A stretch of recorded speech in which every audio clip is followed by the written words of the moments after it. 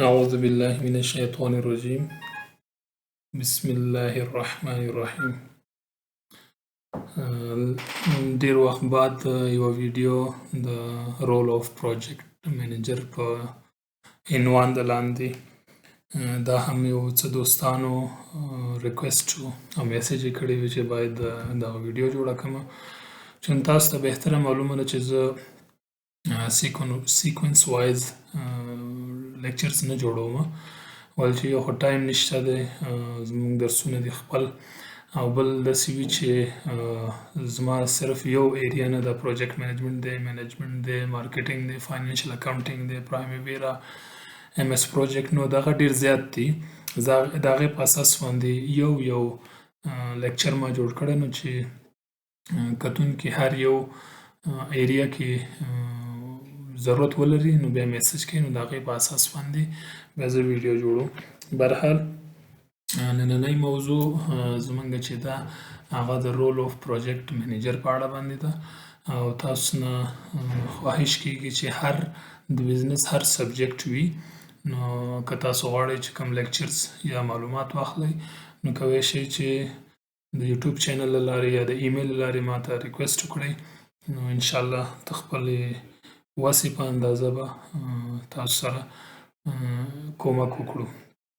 مننه نو موږ زه خپل لیکچر ته دوام ورکوو ګورو چې رول آف پروجیکټ منیجر څه وایي موږ ګورو چې رول آف پروجیکټ منیجر کې که چېرته موږ دغه انټرنیټ کې ولیکو نو موږ ته به ډېر زیات ډیفینیشنز یې راوځي نو ما دلته صرف هغه شی چې پی ام آی انټروډیوس کړی دی نو صرف هغه مې ډېر شارټ لیکلی دی که رول آف پروجیکټ منیجر باندې موږ وغږیږو نو ډېر زیات دی خو ما ډېر عمده او ډېر مختصر ټایم ته په کتو سره دغه لیکچر جوړ کړی دی نو ګورو چې دلته څه وایي وایي the person assigned by the performing organization to lead the team that is responsible for achieving the project objectives یعنی هغه نفر چې کوم له سازمان له لوري پروجیکټایز ارګنایزیشن له لوري له طرفه یو پروژې ته اساین شي نو هغه ټیم لیډ کوي او هغه د دې مسؤل دی چې هغه د پروژې چې کوم اهداف دي هغه لاسته راوړي یعنی موږ داسې هم ویلی شي چې a person introduced to the project from initiation to closing یعنی تر شروع نه تر اخره پورې initiation executing monitoring and controlling and closing نو هغه نفر چې د پروژې د شروع نه یوه پروژه هغه ته ورکړل شي تر اخره پورې په سکسسفولي کامیابه طور باندې هغه لاسته د هغې چې کوم د هغې رزلټ وي پري ډیفاین رزلټ یې هغه لاسته راوړي نو موږ ګورو چې دلته څه وایي دغه اول رول کې څه دی دا وایي developing finely tuned skills using multiple methods verbal written and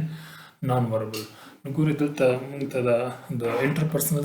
سکلز دي ګرچې زه یوه بله ویډیو به هم جوړه کړم د انټرپرسنل سکلز په اړه باندې خو بیا هم دلته مې دا جمله ځکه ذکر کړې ده چې دا د دې رول په اړه باندې هم راځي یعنی بعضې کې وربل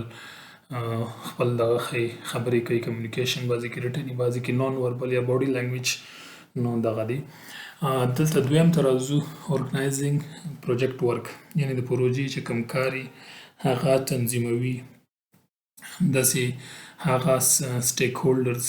هولډرز څوک چې انټرسټ لري سټیک لري ډایرکټلی اور انډایرکټلی یا د پروژې په اکزیکیوشن باندې هغه افیکټ کیږي نو هغې ته هغه سټیک هولډرز به آیډنټیفای کیږي او هغې ته به سټیسفیکشن رضایت ورکول کیږي همداسې د پروژې چې کوم فعالیتونه هغه ارزول کیږي په ایوالویټ پروجیکټ پرفارمنس دا کارونه څوک کوي یعنی پروجیکټ منیجر همداسې ارګنایزینګ پروجیکټ ورک دا زما خیال دی 2 ځلې راغلی دی بیلنسینګ کمپیټینګ ډیمانډس یعنی د کوم دا د غوښتنو توازن دغه لري چې موږ ته د پروجیکټ سپانسر څه ویناګانې دي او د پروجیکټ چې کوم سټیک هولډرز یا کلاینټس دي د هغې څه دغه دي نو دغه دواړه هغې کې چې دي دې کې به دی بیلنسینګ راولي پروجیکټ منیجر همداسې موږ د نیکسټ سلایډ کې ګورو چې پلانینګ د پروجیکټ ورک یعنی پلان کوي د پروجیکټ کار دپاره همدا ارګنایزینګ پروجیکټ ورک مینیج انټرفیس دی همداسې مینیجینګ پروجیکټ اکټیویټیز دي کارونه یعنی د پروژې چې کوم دغه دي هغه کارونه ګوري اکټیویټیز دي solves issues that arise که کمی مشکلاتونه یا کوم چیلنجز چې په پروژه کې راوځي نو هغه حل کوي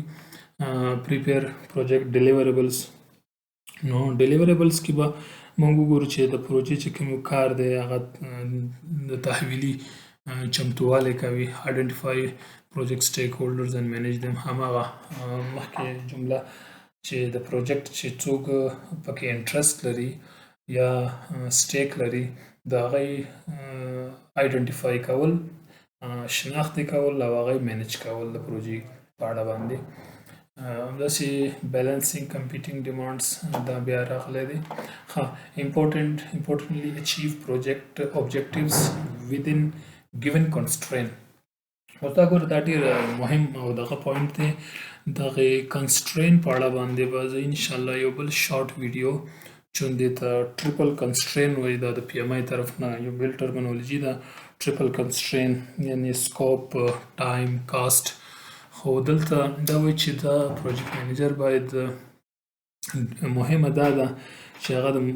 دغه کوم محدودیتونه چې دي د هغې په نظر کې درلودو سره خپل اوبجیکټیو اهداف لاسته راوړي دلته په دې اخر کې بیا ما یو ډیفینیشن ورکړی دی تاسې وګورئ وایي project manager assigned by organization to achieve strategic objectives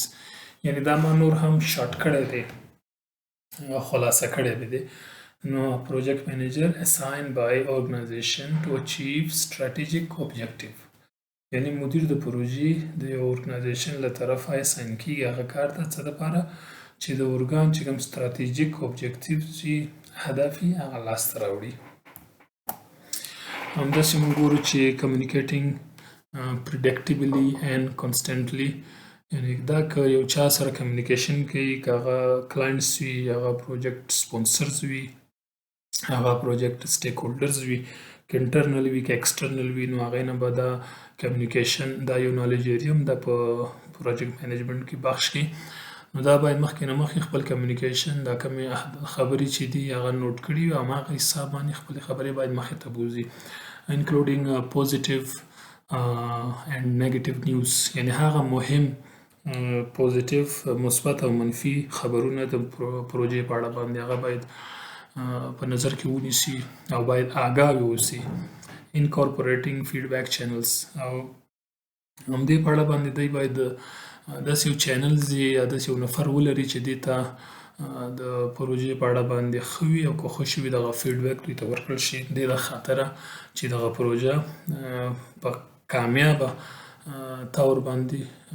بشپړه شي نو ستاسو د توجه نه ډېره مننه خدای دې وکړي چې یو څه زده کړي وي یا زه زما زحمتونه دومره وي چې تاسو ته یو څه کومک وکړی شي نو لا هم د نورو ویډیوز لپاره منتظر اوسئ او که چېرته د بزنس په هر بخش کې یا د پروجیکټ مینجمنټ په هر فیلډ کې هر نالج ایریا کې تاسو غواړئ چې تاسو ته کوم لیکچر یا ویډیو جوړه شي نو صرف یو میسج کوئ شي انشاءالله ډېر کم وخت کې به اجرات وشي مننه ښه ورځ